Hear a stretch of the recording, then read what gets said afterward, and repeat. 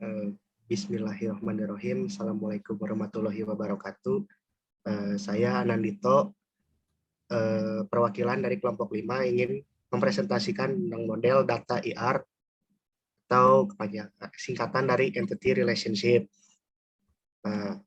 Modul ini disusun oleh Anandito, ada Nisa, ada David, ada Disti, ada Helmi, ada Yasma. Kita langsung masuk ke konsep dasar. Dalam rekayasa perangkat lunak, sebuah entity relationship model merupakan abstrak dan konseptual representasi data. Entity relationship adalah salah satu metode permodelan basis data yang digunakan untuk menghasilkan skema konseptual untuk jenis atau model data semantic system, di mana sistem seringkali memiliki basis data relasional yang ketentuannya bersifat top-down.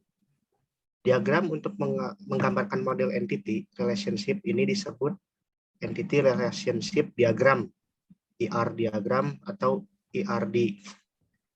Kemudian ada komponen-komponen utama model IR. Ada yang ke-1 ada entity, adalah kumpulan objek atau suatu yang dapat dibedakan, diidentifikasikan secara unik. Yang keduanya ada relationship, adalah suatu hubungan yang terjadi antara satu entity dengan satu entity lainnya atau lebih. Yang ketiga ada atribut, berfungsi untuk pembentukan karakteristik yang melekat pada setiap entitas. Selanjutnya, boleh disambung, David. Oke, Assalamualaikum warahmatullahi wabarakatuh. Saya David Cahyono Putro akan menjelaskan sedikit tentang entitas dan atribut. Notasi IR di entitas adalah segala sesuatu yang dapat digambarkan oleh data. Entitas juga dapat diartikan sebagai individu yang mewakili sesuatu yang nyata eksistensinya dan dapat dibedakan dari sesuatu yang lain. Ada dua macam entitas, yaitu entitas kuat dan entitas lemah. Entitas kuat merupakan entitas yang tidak memiliki ketergantungan dengan entitas lainnya. Contohnya entitas anggota. Sedangkan entitas lemah merupakan entitas yang kemunculannya tergantung pada keberadaan entitas lain dalam suatu relasi. Kemudian ada notasi IRD atribut. Atribut merupakan pendeskripsian karakteristik dari entitas. Atribut digambarkan dalam bentuk lingkaran atau elips. Atribut yang menjadi kunci entitas atau key diberi garis bawah, yaitu atribut kunci kandidat dan kunci utama. Berikut penjelasannya. Yang pertama ada kunci kandidat. Kunci kandidat yaitu suatu atribut yang mengidentifikasikan secara unik dari suatu kejadian yang sifatnya khusus dari suatu entiti. Kunci kandidat ini tidak ganda dan hanya satu. Kemudian ada kunci utama. Primary key atau kunci utama adalah atribut merupakan kandidat key yang telah dipilih untuk mengidentifikasi setiap rekod secara unik. Primary key harus merupakan field yang benar-benar unik dan tidak boleh ada nilai nol. Pengertian lainnya, primary key adalah suatu nilai dalam basis data yang digunakan untuk mengidentifikasi suatu baris dalam tabel. Primary key salah satu atribut dari kandidat key. Dipilih menjadi primary key dengan 3 subbagian. Notasi IRD atribut. Key tersebut lebih natural untuk dijadikan acuan karena yang pertama, key tersebut lebih sederhana. Yang kedua, key tersebut cukup untuk database tanpa data apapun yang asing karena setiap tabel dapat memiliki satu atau lebih kandidat key. Kemudian dilanjut.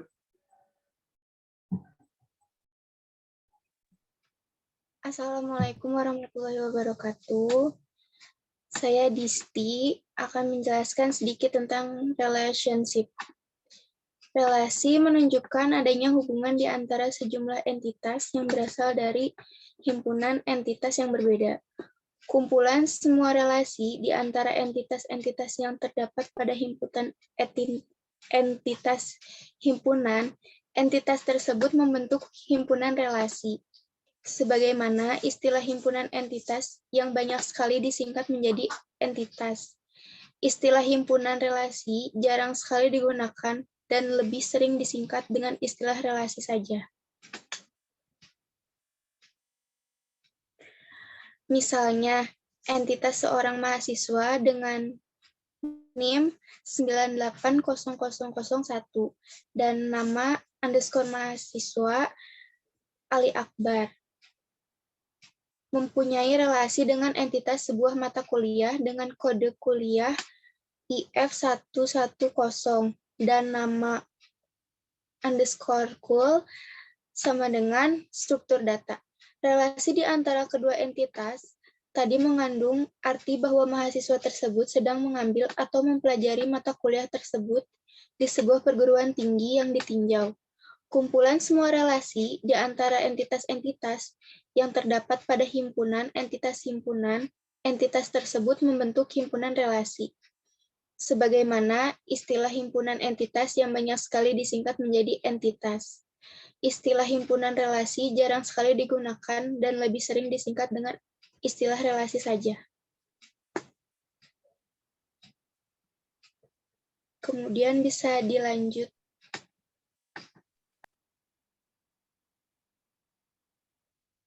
Saya Yasma. Di sini saya akan menjelaskan sedikit tentang apa itu kardinalitas. Kardinalitas relasi menunjukkan jumlah maksimum entitas yang dapat berelasi dengan entitas pada himpunan entitas yang lain. Kardinalitas relasi merujuk kepada hubungan maksimum yang terjadi dari himpunan entitas yang satu ke himpunan entitas yang lain, dan begitu juga sebaliknya, seperti yang ada pada gambar di samping. Kardinalitas di antara dua himpunan entitas, misalnya A dan B, dapat berupa yang pertama ada satu ke satu atau one to one, yang kedua satu ke banyak atau one to many, yang ketiga ada banyak ke satu yaitu many to one, dan yang terakhir ada banyak ke banyak atau many to many. Penjelasan dari kardinalitas yaitu dapat berupa yang pertama satu ke satu atau one to one, yaitu setiap entitas pada himpunan entitas A berhubungan dengan paling banyak satu entitas pada himpunan entitas yang B, begitu juga sebaliknya. Yang kedua, satu ke banyak atau one to many, yaitu setiap entitas pada himpunan entitas A dapat berhubungan dengan banyak entitas pada himpunan entitas B, tetapi tidak sebaliknya. Kemudian yang ketiga yaitu banyak ke satu atau many to one, yaitu setiap entitas pada himpunan entitas A berhubungan dengan paling banyak dengan satu entitas pada himpunan entitas B, tetapi tidak sebaliknya.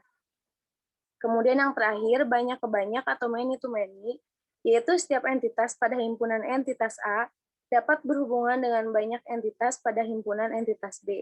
Demikian juga sebaliknya. Kemudian selanjutnya, Selanjutnya dilanjut oleh saya, Anissa Puspitasari, tentang diagram IR. Diagram IR berupa model data konseptual yang merepresentasikan data dalam suatu organisasi, tidak bergantung kepada software yang akan dipakai untuk mengimplementasikan database. Sejauh ini banyak sekali model notasi yang dipakai untuk membuat diagram IR.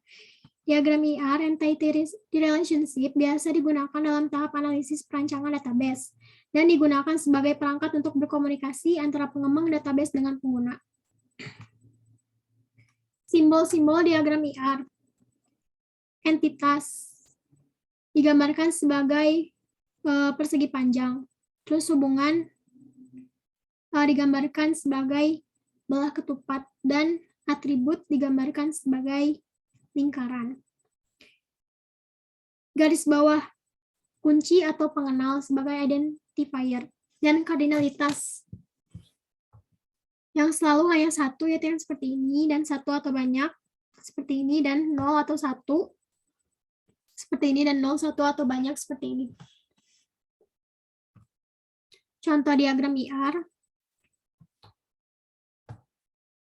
Di sini ada customer name, customer street, dan customer city, customer ID.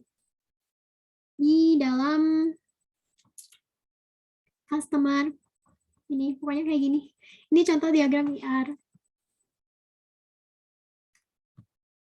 Simbol-simbol lain Dilanjut sama Helmi.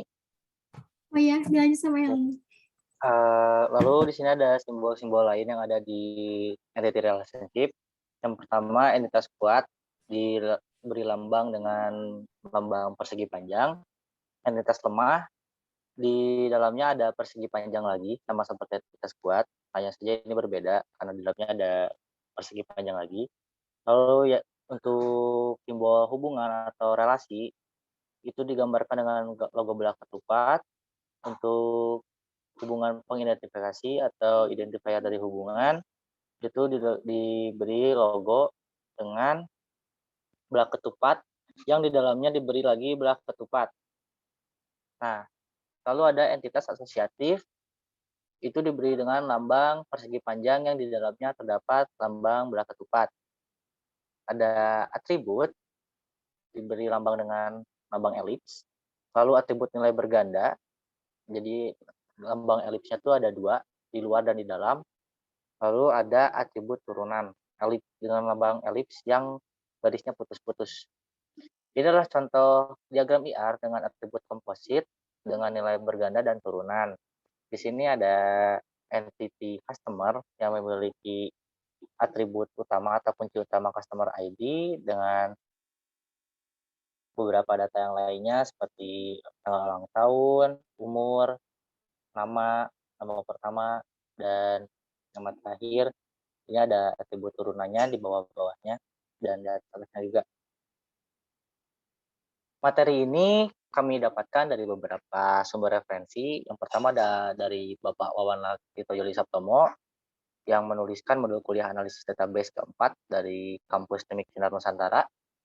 Lalu ada dari Evaristo Dikdik di tahun 2017 menerbitkan buku tentang entity relationship analysis yang akhirnya dipublish di website librarinya BINUS. Website itu diakses oleh kami pada tanggal 6 Maret 2022 pukul 9 pagi. Lalu yang terakhir ada dari Dr. Henry M. Kom sebagai penulis di tahun 2020 yang diterbitkan di tahun 2020 dengan judul buku Sistem Basis Data, Model Relasional, SQL, dan Object Oriented Database yang diterbitkan di Yogyakarta oleh penerbit Bintang Pustaka Madani. Sekian dari kelompok kami. Wassalamualaikum warahmatullahi wabarakatuh.